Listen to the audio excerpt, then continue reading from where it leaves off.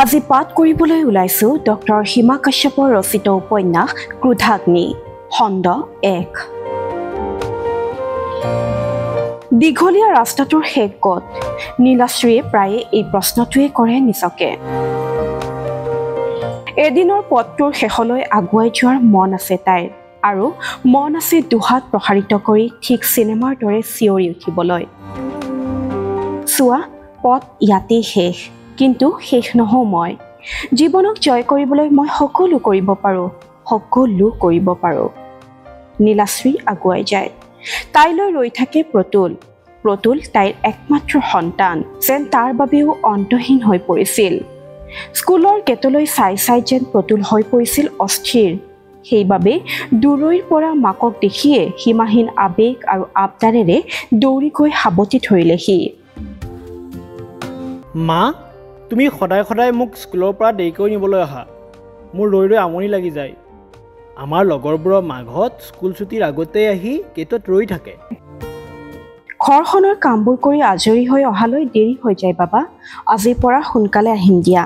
তুমি সদায়ে কোৱা সোনকালে আহিম বুলি, কিন্তু সদায়ে দেৰি কৰা। আজিৰ পৰা দেৰি কৰিলে মই কিন্তু অকলেই ঘৰলৈ গুচি আহিম। প্ৰতুল, মই কৈছোঁ নহয় কাইলৈৰ পৰা সোনকালে আহিম বুলি।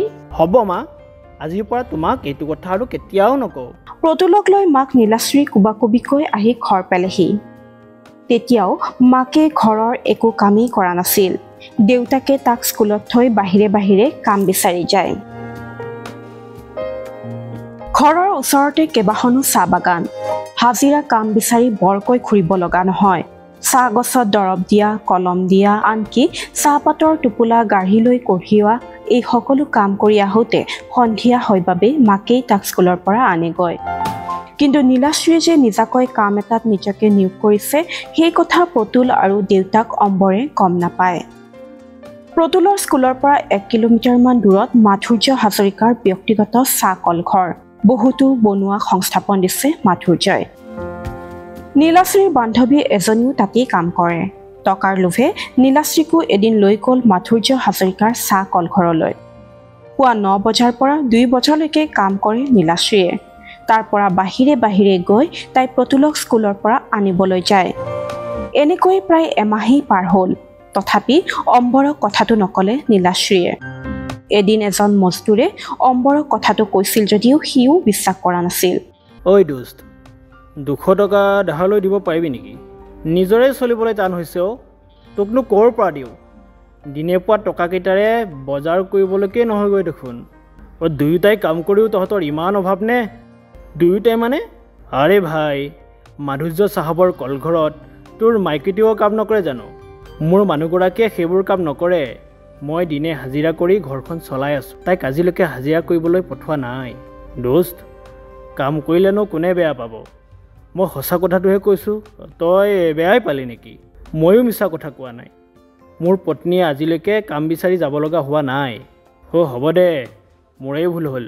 সিদিনা কলঘৰত দেখা বাবেহে কৈছিলোঁ। তাৰ পাছত সি একো নকলে। অৱশ্যে অম্বৰে মজদুৰজনৰ কথাটো সহজভাৱেও ল'ব নোৱাৰিলে। দিনটো কামত ভালকৈ মনেই বহুৱাব নোৱাৰা অম্বৰে সন্ধিয়া কামৰ পৰা আহি পুতেকক মনে মনে সুধিলে, প্ৰতুল, আজি তোমাক স্কুলৰ পৰা কোনে আনিলেগৈ?